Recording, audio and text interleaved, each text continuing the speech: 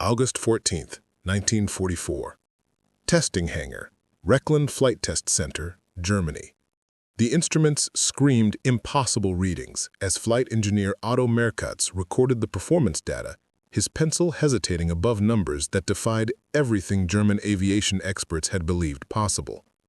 Standing before General Field Marshal Erhard Milch and the assembled Luftwaffe technical officers, he wrote a figure that would have been dismissed as Allied propaganda just months earlier. The American Corsair reached 417 miles per hour in level flight. 417 miles per hour without special modifications. Through the cavernous hangar, filled with the lingering scent of high-octane aviation fuel, Milch studied the mathematics of defeat spreading across the test results. Intelligence reports from agents in American aircraft factories, intercepted technical manuals, and the testimonies of captured Allied pilots all pointed to the same impossible conclusion. The United States was building fighters faster and more powerful than Germany's finest could match. Not marginally better, overwhelmingly, crushingly superior. The commander of the Luftwaffe's technical division, architect of Germany's aircraft development program that had dominated European skies in 1940, was witnessing the transformation of aerial warfare through industrial engineering. Between 1941 and 1945, American factories would build over 12,500 Corsair fighters, each one outperforming Germany's most advanced designs. Before we jump back in, tell us where you're tuning in from, and if this story touches you, make sure you're subscribed, because tomorrow I've saved something extra special for you. What Milch didn't yet fully grasp was that this single captured fighter was merely one component of an industrial tsunami that would produce over 300,000 aircraft during the war years, completely reversing the air war over Europe. The revelation unfolding in that testing facility would cascade through the Luftwaffe's technical core like a shockwave, shattering the morale of men who had believed their German ingenuity could overcome any technological gap through superior design and pilot skill. The concept had been elegantly simple when Milch first presented it to Hitler in 1939. According to his calculations, a force of 500 well-designed fighters flown by superior pilots could maintain air supremacy over Europe indefinitely. The mathematics were clear. German engineering quality would multiply the effectiveness of each aircraft. In his leather-bound technical journal, Milch had written with characteristic precision, "Our Messerschmitt fighters need not match enemy aircraft in numbers. Superior engineering and aerodynamics will ensure our pilots can defeat 3 or more enemy aircraft in any engagement." This quality over quantity philosophy reduced the complexity of aerial warfare to simple multiplication. German pilots flying superior machines would achieve kill ratios that would compensate for any numerical disadvantage. By early 1942, the formula appeared to be working. The Bf-109F was achieving impressive victories on the Eastern Front, while the FW-190 had shocked the RAF over the Channel, establishing clear technical superiority. Major Klaus Weber, commanding JG-54's technical division, wrote in his war diary, "Our fighters continue to hold the advantage. The FW-190A outclasses anything the British can field, while Russian aircraft remain hopelessly primitive. One German pilot in our aircraft is worth 5 enemy pilots in theirs." Hauptmann Werner Schroer, serving with JG-27, recalled the intoxicating mathematics of those months. "We calculated endlessly, each of our pilots averaging 5 kills per month. 12 aircraft per Staffel meant 60 enemy aircraft destroyed. Our wing of 3 Staffel could account for 180 enemy aircraft monthly. With just 10 such wings, we could achieve air superiority on any front." The initial signs that something extraordinary was happening in American aircraft factories came from unexpected sources. In December 1942, a crashed B-17 bomber, relatively intact after an emergency landing in France, revealed manufacturing techniques that left German engineers speechless. One Junkers factory inspector, examining the wreckage, noted in his report, "Aluminum skin sections are stamped rather than hand-formed with perfect consistency and thickness. Interior structural members show evidence of automated manufacturing processes beyond our current capabilities. This single bomber contains fewer man-hours of craftsmanship than a single wing panel of our Ju-88.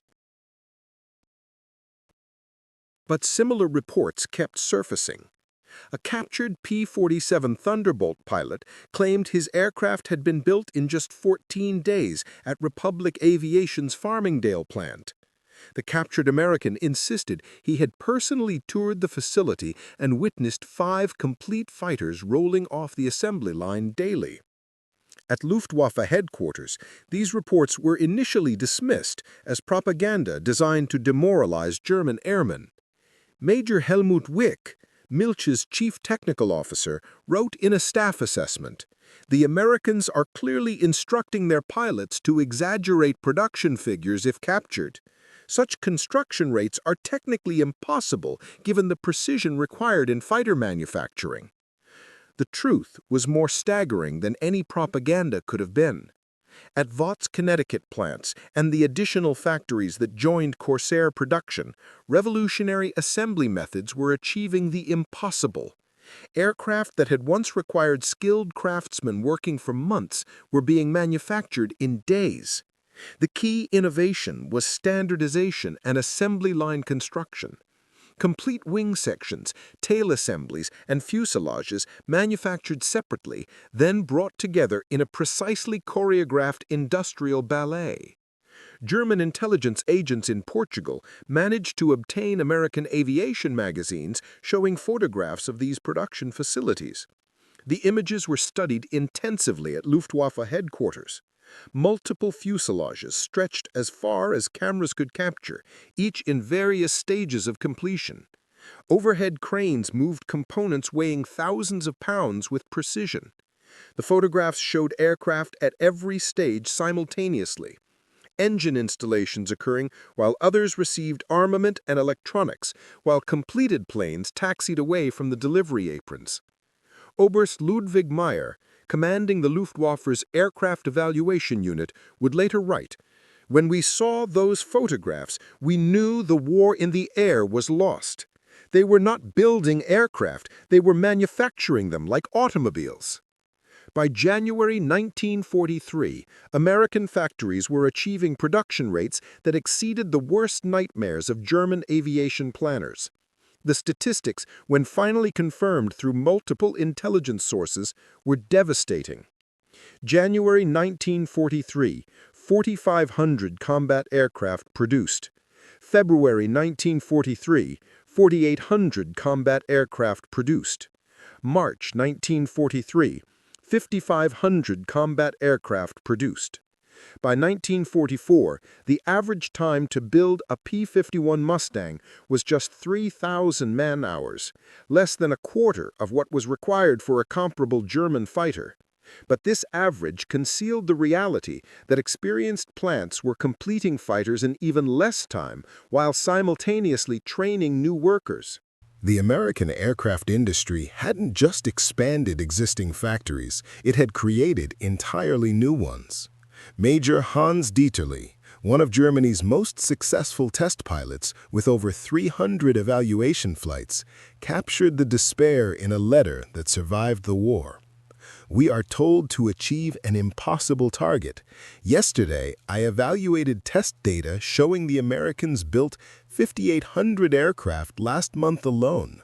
We are not fighting an air force, we are fighting a factory." The full magnitude of American production capacity hit the Luftwaffe during the air battles of early 1944.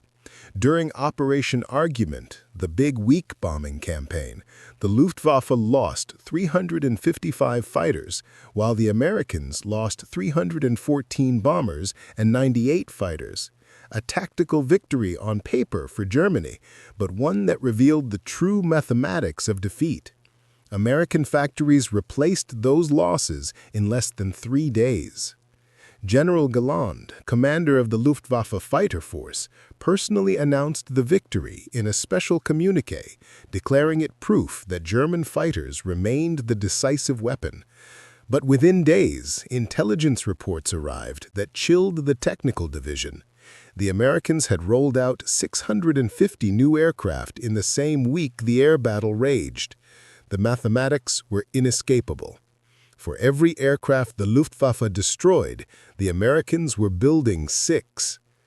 Major Alexander von Winterfeldt, commanding the Technical Evaluation Wing at Rechlin, wrote in his diary after analyzing the production reports, "The skies are full of new American fighters.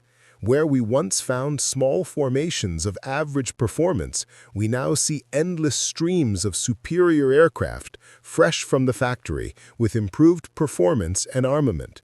They are overwhelming us with abundance." Even more disturbing were reports of aircraft types previously unknown.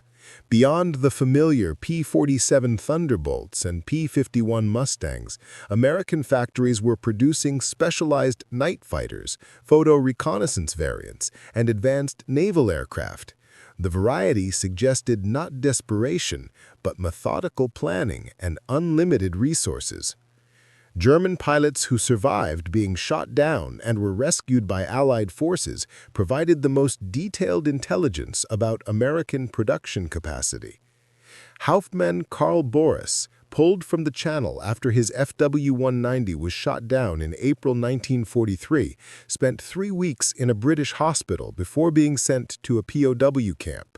In his post-war memoir, Boris recalled conversations with the American fighter pilots who visited the hospital. They spoke freely about production statistics. One young lieutenant, barely 22 years old, showed me a letter from his brother who worked at North American Aviation. They had just set a record: 126 complete P-51 Mustangs in a single week from one factory. The pilot had photographs of the assembly line, not propaganda images, but personal snapshots. I studied them for hours, trying to understand what I was seeing. The level of industrialization was beyond anything in Germany. One image showed a line of 50 engine nacelles moving along rails as workers installed components simultaneously.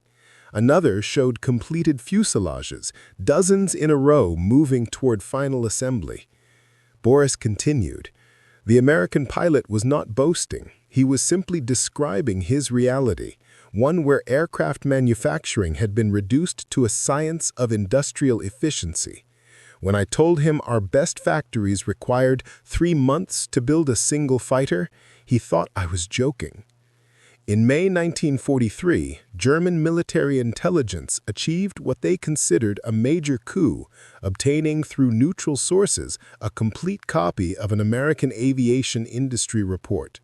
The document, intended for government planning, laid out aircraft production achievements and projections in exhaustive detail. Reading the report at his headquarters, Milch reportedly remained silent for over an hour. The numbers were beyond comprehension. American aircraft factories had delivered 47,836 military aircraft in 1942 and were projected to produce over 100,000 in 1943. The report detailed how factories had been converted from civilian to military production in a matter of months. Automobile plants now built aircraft engines. Refrigerator manufacturers produced airframe components. Typewriter companies manufactured precision instruments. One section boasted that the American aircraft industry employed over 2.5 million workers, including 1.5 million previously inexperienced workers and over 700,000 women. German aircraft production, by comparison, employed fewer than 500,000 workers total, most of them increasingly reluctant forced laborers from occupied territories. General Major Werner Junk, Milch's chief of planning, performed the grim calculations. At current production rates, even if Luftwaffe pilots achieved a 10-to-1 kill ratio, an impossible feat, the Americans would still replace their losses in less than a week. The gap had become unbridgeable. Preparing and narrating this story took us a lot of time, so if you are enjoying it, subscribe to our channel. It means a lot to us. Now, back to the story. Beyond mere numbers, Luftwaffe evaluation pilots were increasingly reporting technological advantages in American aircraft that made their task even more difficult. The captured Corsair being tested at Rechlin revealed performance characteristics that German engineers had believed theoretically impossible for a production fighter. Major Wolfgang Spate, commander of the Luftwaffe's Special Testing Unit, noted after evaluating the Corsair, "Aircraft demonstrates speed, climb rate, and high-altitude performance exceeding our best fighters by margins of 15 to 25%. Construction quality is excellent despite obvious mass production techniques. Most concerning is the power-to-weight ratio achieved with their R2800 engine, producing 2,000 horsepower reliably, something our engineers have struggled to achieve with our most advanced power plants." The technology gap extended to manufacturing methods themselves. While German factories still relied heavily on skilled craftsmen performing complex fabrication by hand, American plants had perfected techniques for stamping, molding, and extruding aircraft components that not only sped production but produced more consistent results. German attempts to accelerate their own aircraft production failed catastrophically. When pressure was applied to speed construction, quality suffered so severely that accident rates spiked. The Me-262 jet fighter, technologically advanced but rushed into production, suffered reliability problems so severe that more were lost to mechanical failures than enemy action. The psychological impact on Luftwaffe pilots was devastating. Men who had flown in 1940 and 1941 with the confidence that they operated the world's finest aircraft now faced overwhelming opposition in technically superior machines. Where once they had been hunters, they were now the hunted. March 1943. Fought against American P-51s for the first time. Disturbing experience. They matched our performance at all altitudes and their range seems unlimited. Where did this aircraft come from? July 1943. Every mission now means fighting against hundreds of enemy aircraft. Even when we shoot down many, they keep coming. It's like fighting against an entire factory with a single rifle. German efforts to understand and counter American aircraft production capacity led to an intensive intelligence operation. Technical journals were studied obsessively. Every captured Allied pilot was intensively interrogated about aircraft types, factory locations, and production methods. The intelligence painted an ever more daunting picture. Beyond the fighters already encountered in combat, Americans were building P-80 shooting stars, jet fighters that matched or exceeded the Me-262's performance. F-8F Bearcats, carrier fighters with a power-to-weight ratio that German engineers declared physically impossible. B-29 Superfortresses, strategic bombers that operated beyond the effective ceiling of most interceptors. Hauptmann Ernst Wagner, a Luftwaffe intelligence officer, compiled a comprehensive report in December 1943 that concluded, "American aircraft production capacity exceeds our entire pre-war estimate of their total industrial potential. They are building more fighters annually than we have built in the entire war to date." The captured Corsair at Rechlin became a symbol of this overwhelming industrial and technological gap. During its testing, German engineers measured performance that exceeded their own best fighters in nearly every category. Most shocking was not just its speed, but its durability and maintainability. Designed for aircraft carrier operations, it had been engineered for ease of service and reliability under harsh conditions. Dr. Heinrich Beauvais, Director of Luftwaffe Technical Development, supervised the Corsair evaluation personally. His report, classified at the highest level, was brutally honest.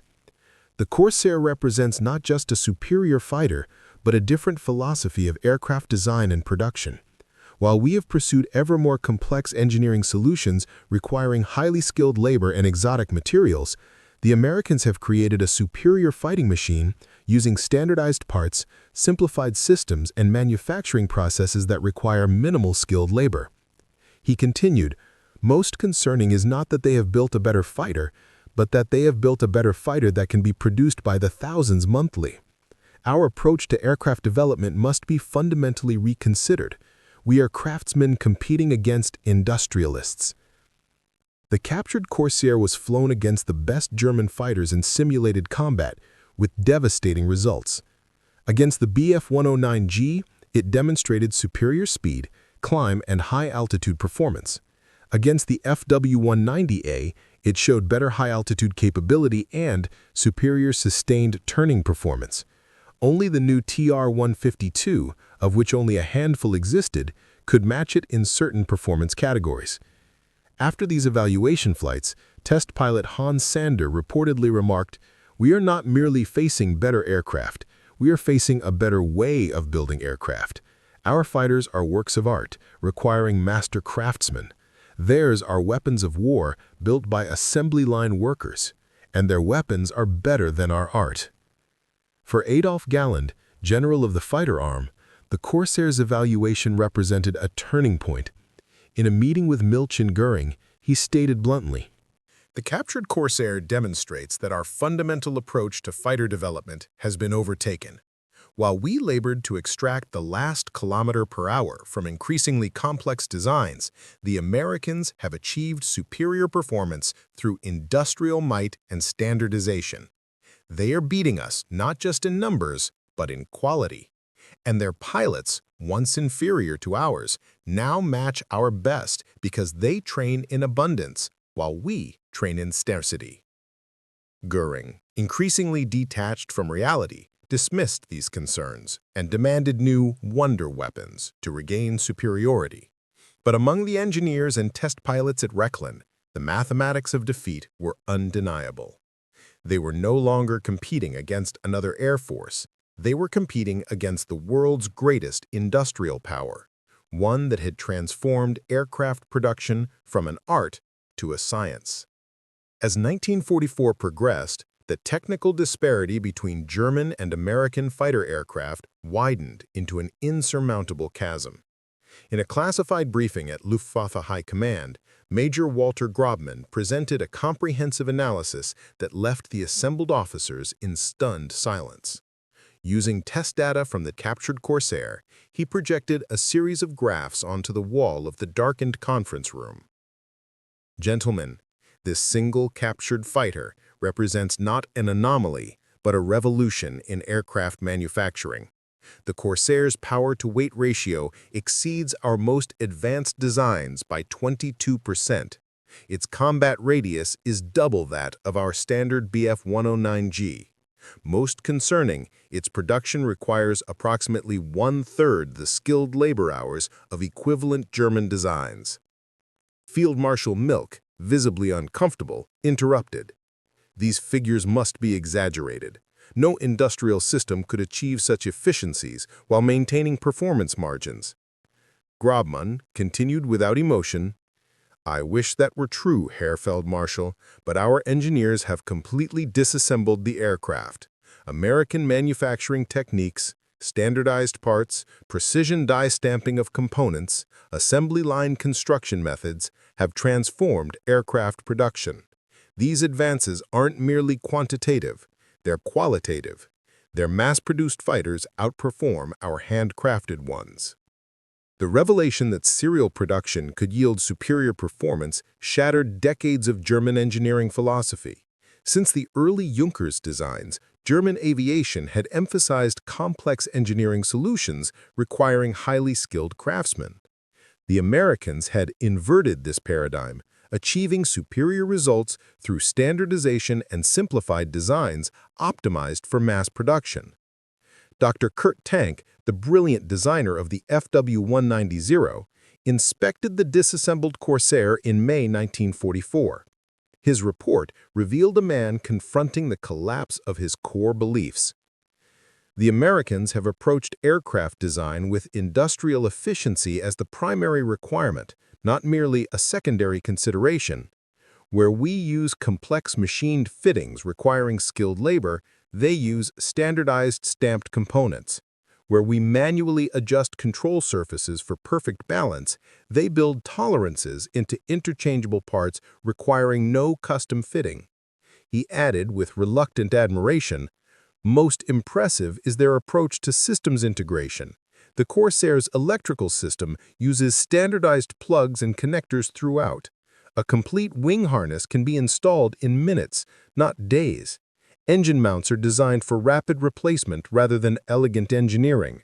The result is an aircraft that can be maintained in the field with minimal training and tooling. The significance of these manufacturing approaches became devastatingly clear as Allied air superiority became absolute in mid-1944.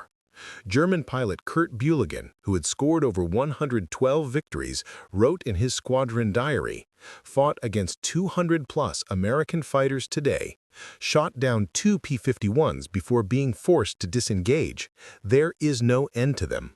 Our mechanical superiority is gone. Our numerical inferiority grows daily. We are now fighting against time, not just the enemy."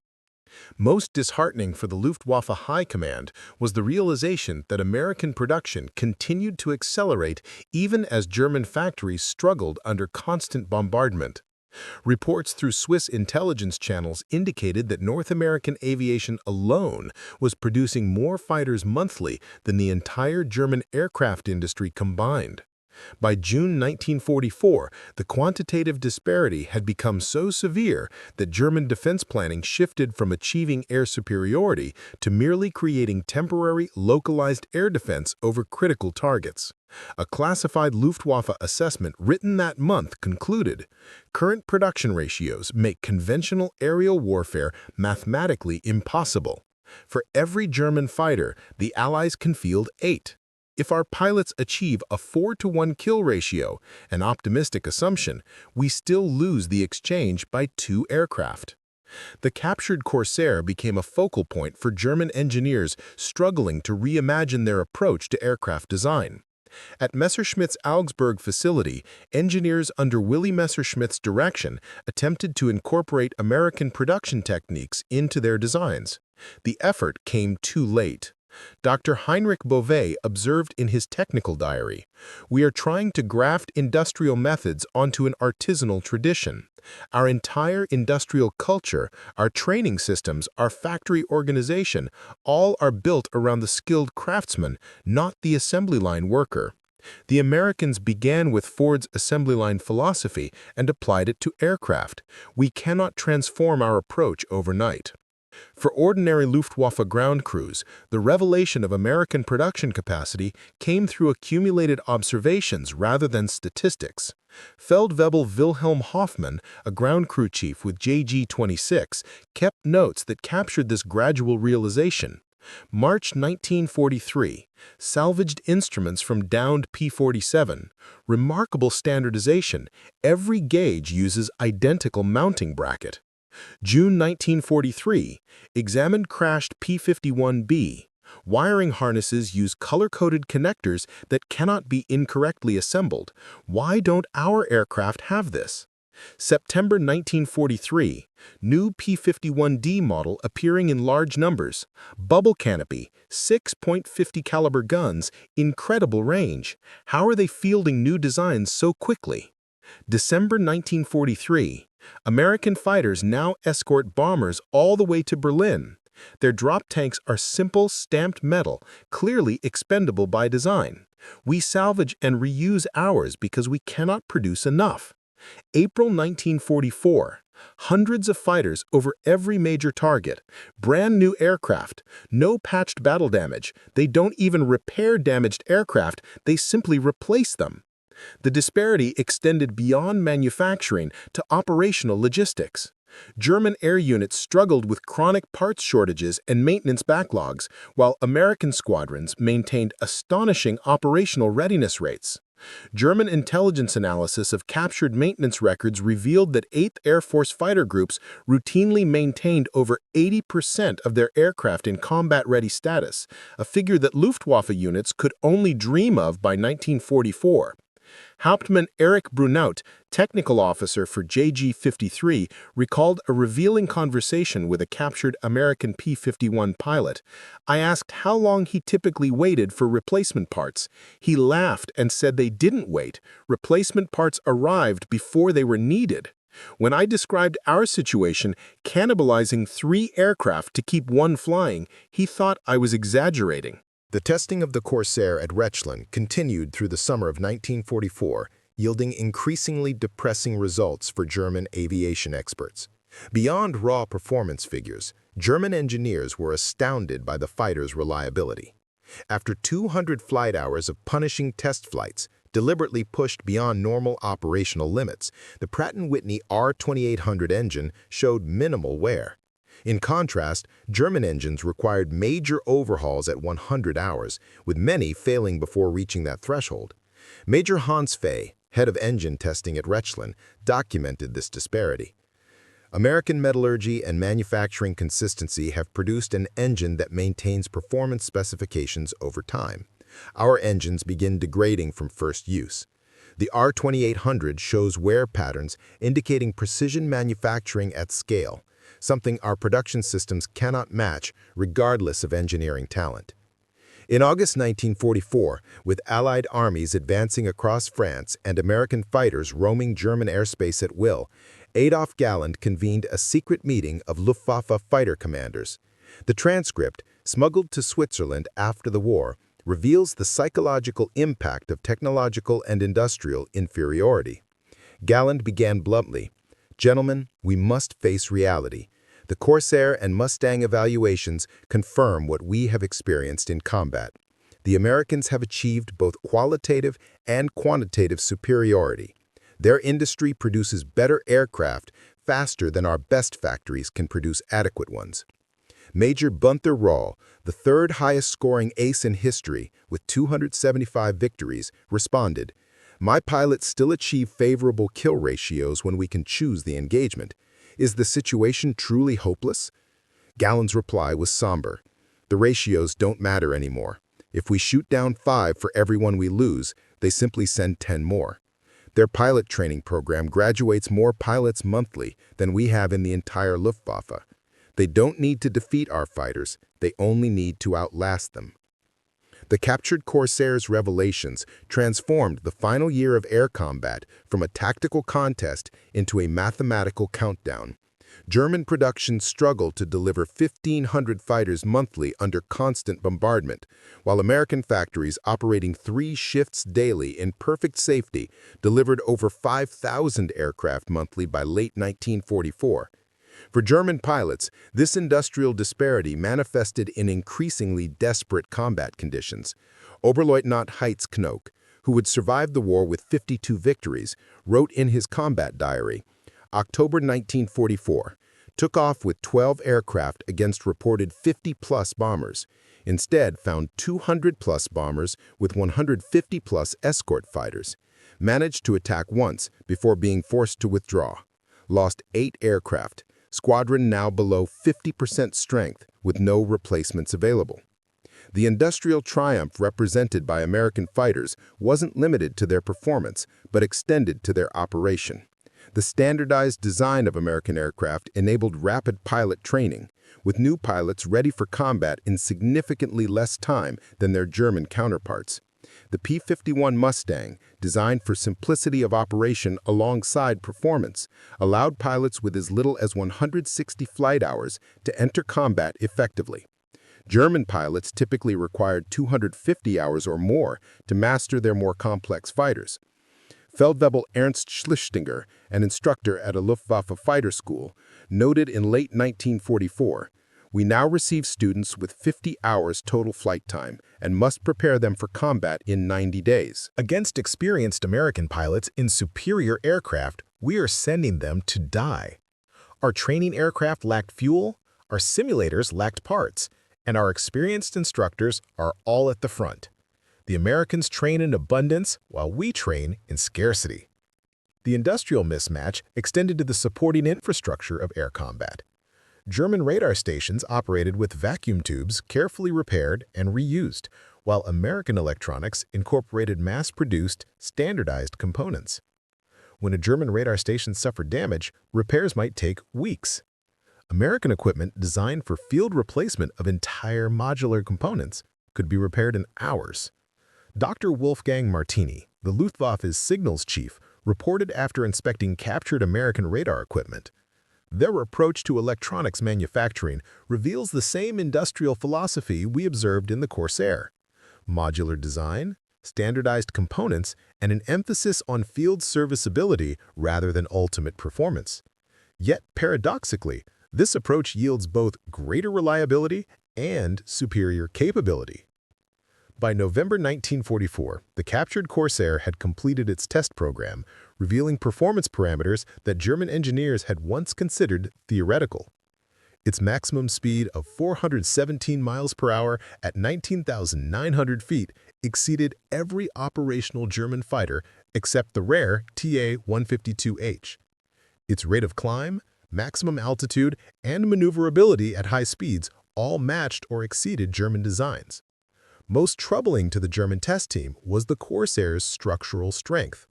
Designed for carrier operations, its airframe could withstand stress loads far exceeding Luftwaffe fighters. Test pilot Johannes Rathenau reported after deliberately overstressing the aircraft, the Corsair accepted 4 consecutive maximum load high-speed dives without measurable airframe deformation. Our BF-109G shows skin rippling and control surface distortion after a single such maneuver.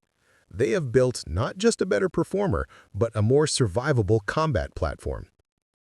The final test report on the Corsair, completed in December 1944, was classified at the highest level. Only 20 copies were produced, with distribution restricted to senior Luftwaffe leadership. The conclusion, written by Dr. Beauvais, was explicit. The Vought F4U Corsair represents a level of fighter performance, reliability, and industrial efficiency that our current design and manufacturing philosophy cannot match.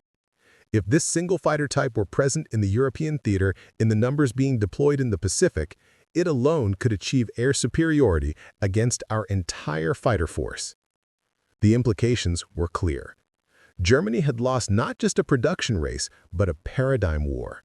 The entire German approach to industrial organization, engineering philosophy, and manufacturing methodology had been rendered obsolete by American methods. Werner Mulders, one of Germany's most brilliant fighter tacticians, had observed in 1941, before his death, "The Americans build aircraft like automobiles. We build them like works of art." In peacetime, this distinction is unimportant. In wartime, it will prove decisive. His prediction proved devastatingly accurate. By early 1945, the Luftwaffe had essentially ceased to exist as an effective fighting force, not because of tactical defeats, but because of industrial mathematics. For every German fighter that took off, the Allies could launch 20. American factories were delivering more fighters each month than the entire operational strength of the Luftwaffe. A final indignity came in February 1945 when American technical intelligence officers captured the Rechlin facility intact, including all test data on the Corsair and other evaluated Allied aircraft. The Americans were astounded to discover how thoroughly the Germans had studied their designs and how accurately they had assessed the industrial system that produced them. One American intelligence officer noted, "The Germans knew exactly how and why they were being defeated. Their technical analysis of our aircraft was brilliant. What they lacked was not understanding, but the industrial capacity and time to respond." Oberleutnant Peter Sturm, a test pilot who had flown comparative evaluations between the Corsair and German fighters, was captured at Rechlin. During interrogation, he made a statement that perfectly captured the Luftwaffe's recognition of American industrial might. "We could see your factories through your fighters. Every perfect weld, every standardized part, every modular component told the story of your production lines. We weren't fighting your pilots or even your aircraft. We were fighting your factories, your assembly lines, your industrial might. And that was a battle we could never win." For American observers, the German fascination with the Corsair seemed strange at first. The F4U wasn't even the most numerous American fighter. That distinction belonged to the P-47 Thunderbolt. But as they reviewed German test data, they understood. The Germans had recognized in the Corsair the perfect synthesis of performance and producibility, the embodiment of American industrial philosophy applied to aircraft manufacturing. Major James Morrison, a technical intelligence officer who examined the German evaluation reports, wrote, The Germans didn't just test the Corsair's performance, they dissected our entire approach to aircraft manufacturing. Their analysis of our production methods is as thorough as their evaluation of the aircraft itself. They recognized that our greatest weapon wasn't any particular aircraft, but the system that produced it.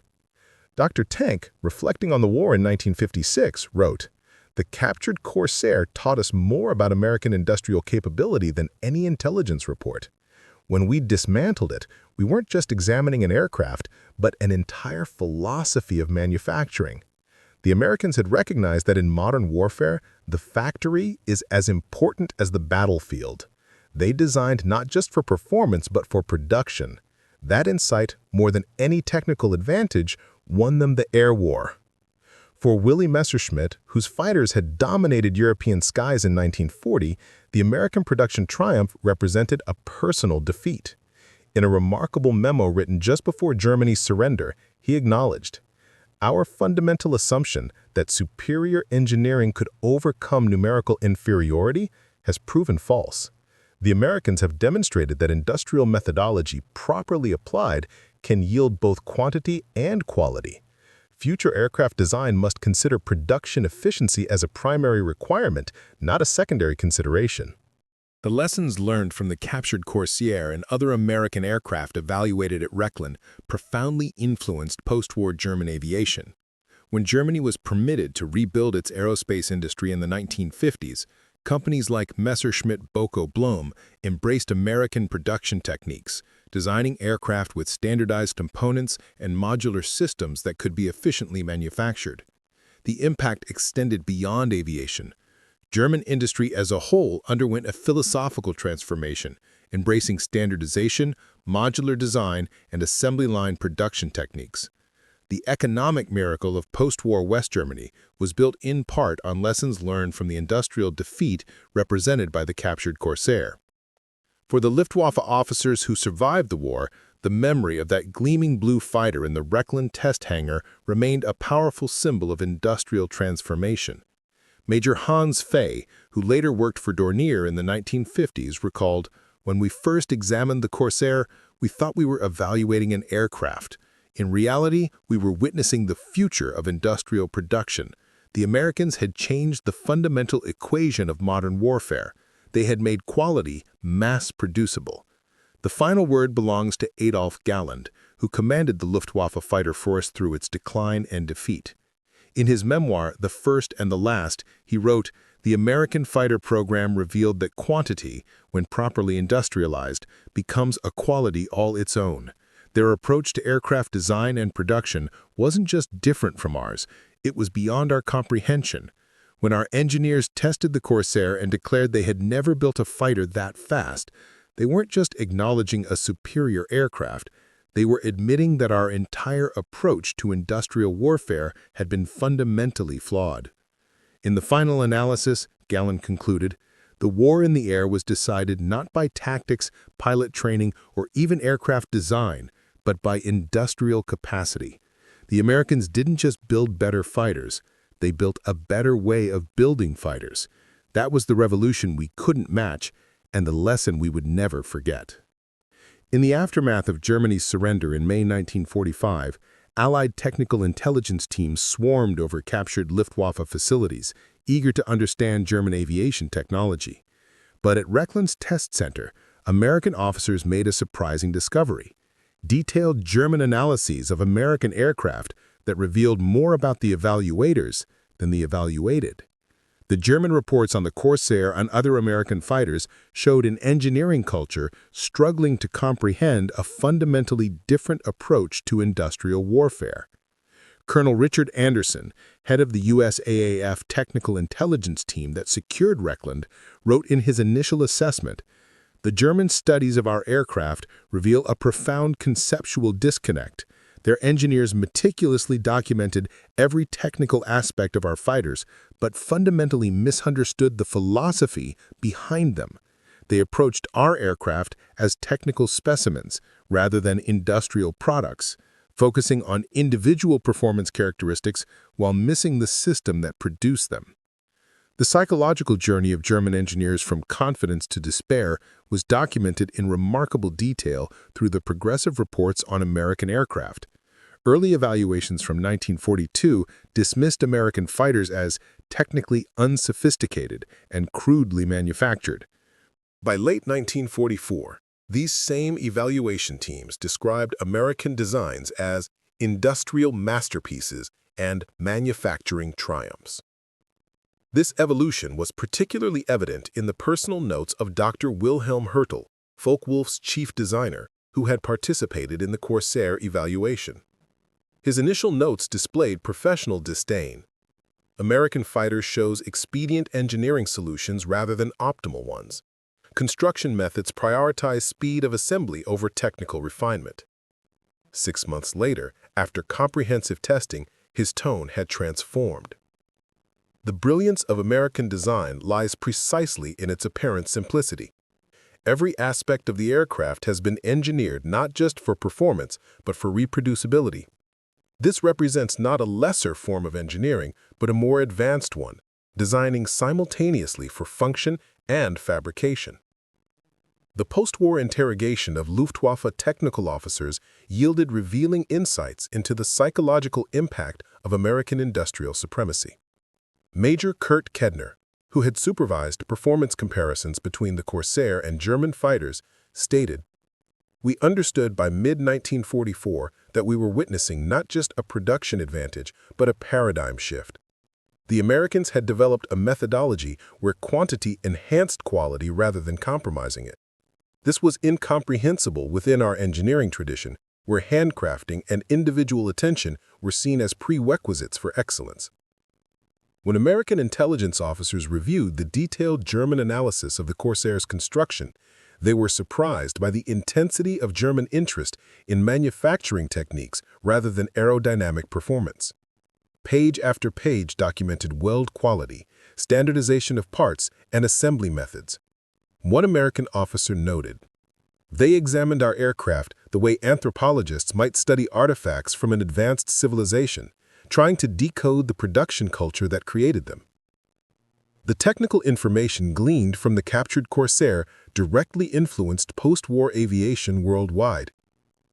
Dr. Werner Henkel, whose company had built some of Germany's most advanced aircraft, toured American factories in 1947 as part of an industrial exchange program. In his subsequent report to German industrialists, he wrote, "What we glimpsed through the Corsair I have now seen directly in their factories. The Americans have created an entirely new industrial methodology that transforms manufacturing from an art practiced by craftsmen to a science implemented by systems. Future competitiveness in any industry will depend on adopting and adapting these approaches." For American aviation companies, the detailed German analyses provided unexpected validation. When Vought executives reviewed the Rechlin test reports on the Corsair in 1946, they found technical praise from the most demanding critics imaginable. One Vought engineer commented, "The Germans understood our aircraft better than we did.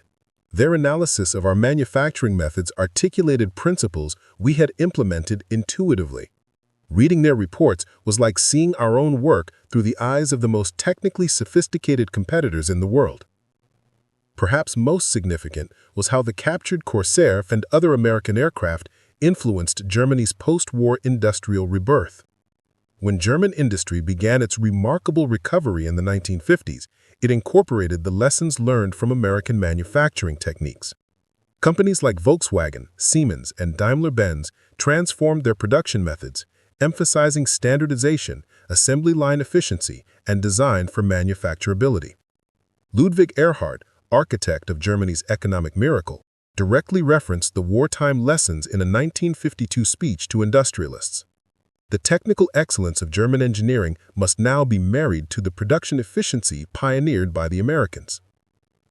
The war taught us that quality and quantity are not opposing forces, but complementary ones when properly integrated into the manufacturing process. Our future prosperity depends on this synthesis. Former Luftwaffe technical officers played key roles in this industrial transformation. Dr. Heinrich Beauvais, who had led the Corsair evaluation team, became a consultant to multiple German manufacturers, helping them redesign production systems based on American principles.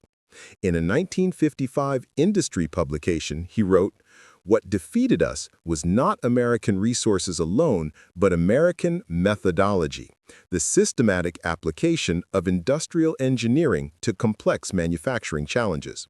Today, we must learn from that defeat to secure our future success." The Corsair itself became a symbol of this industrial revolution. When Messerschmitt was allowed to resume aircraft design in the 1950s, company documents explicitly referenced the Corsair evaluation.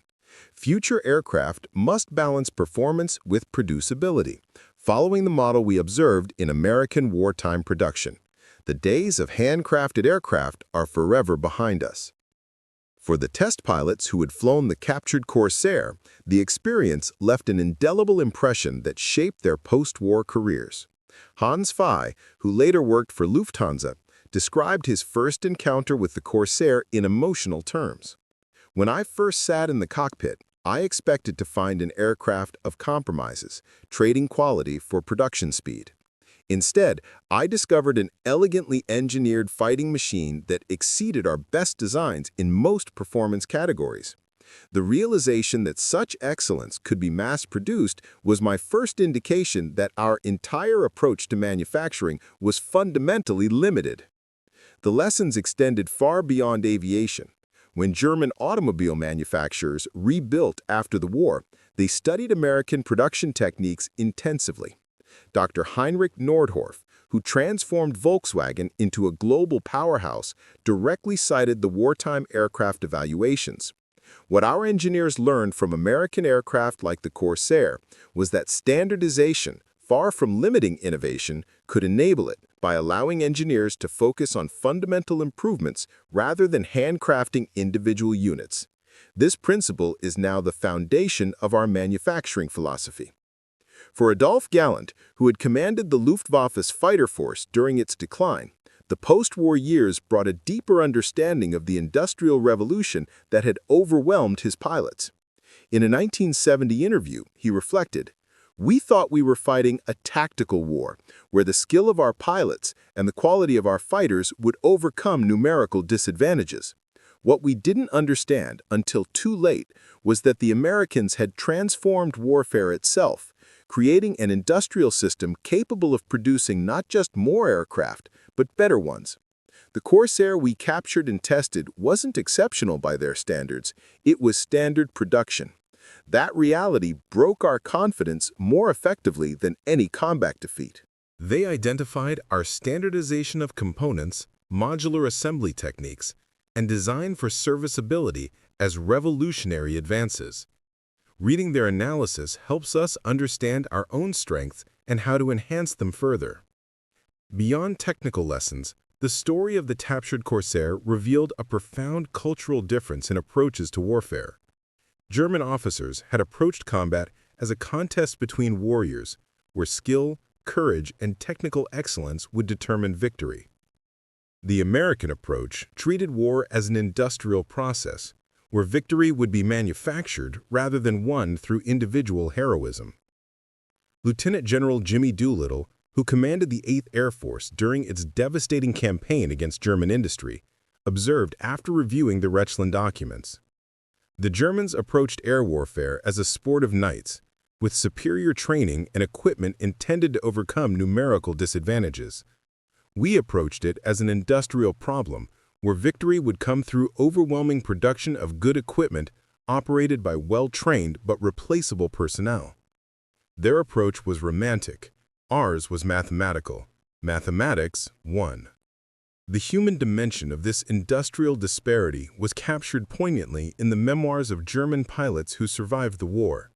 Johannes Steinhoff, who achieved 176 victories despite being severely burned in a crash, wrote, "We fought with the desperate courage of men who know they are outnumbered, flying aircraft built by craftsmen against machines built by factories.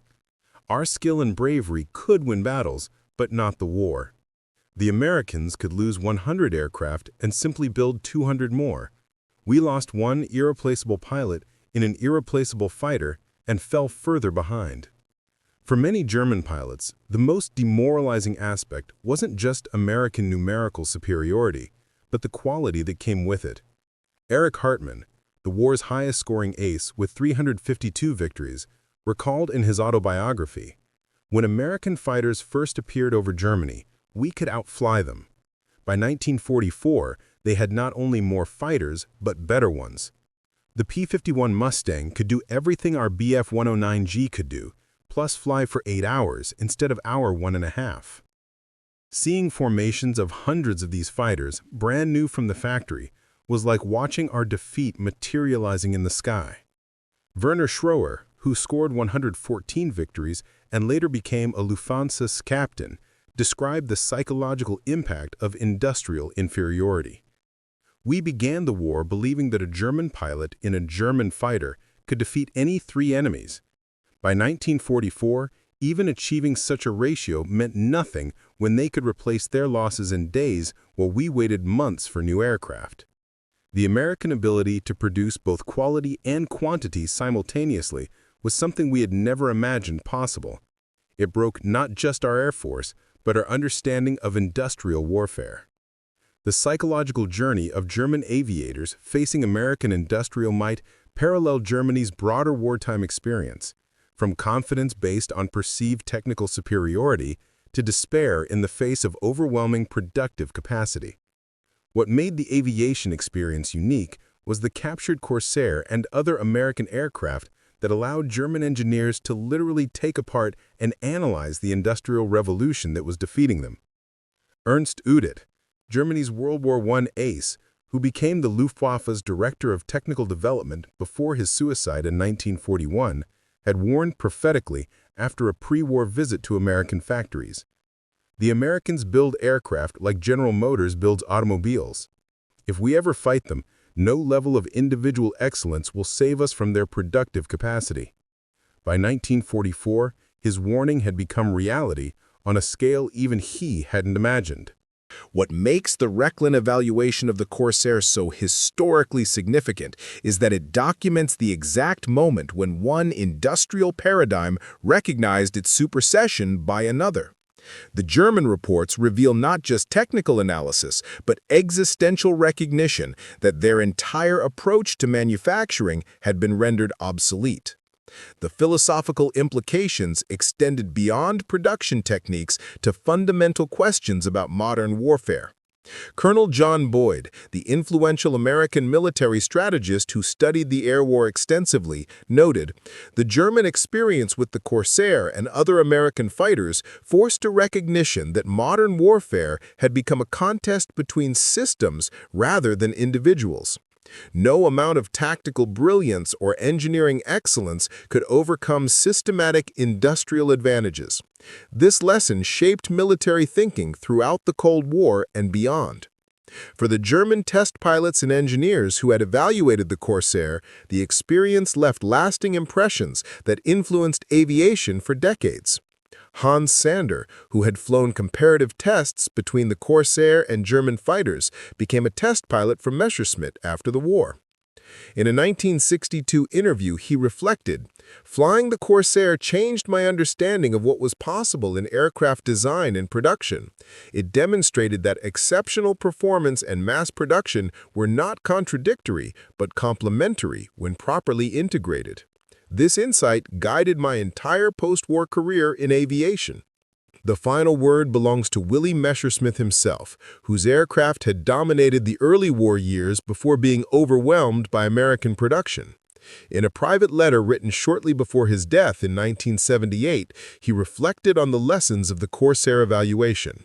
"What we learned from American aircraft like the Corsair was not just about aviation, but about industrial philosophy. They had discovered that the proper application of systemized production could yield both quality and quantity simultaneously, a concept that contradicted everything we had believed about manufacturing excellence. This insight wasn't just about building better aircraft, it was about creating a better approach to industrial civilization itself." The true genius of American industry, Messerschmitt concluded, wasn't in any particular design, but in creating a system where excellence could be reproduced thousands of times with consistent quality. Our engineers, examining the captured Corsair and declaring they had never built a fighter that fast, weren't just acknowledging a superior aircraft, they were recognizing a superior industrial methodology, one that would transform not just warfare, but the entire post-war world. The legacy of that recognition continues to shape global manufacturing today, where the integration of quality and quantity remains the foundational challenge of industrial production. The German engineers who tested a captured Corsair and admitted they'd never built a fighter that fast weren't just documenting a technical achievement, they were witnessing an industrial revolution that would transform the world. Up next, you've got two more standout stories right on your screen. If this one hit the mark, you won't want to pass these up. Just click and check them out. And don't forget to subscribe and turn on the notification bell so you don't miss any upload from us.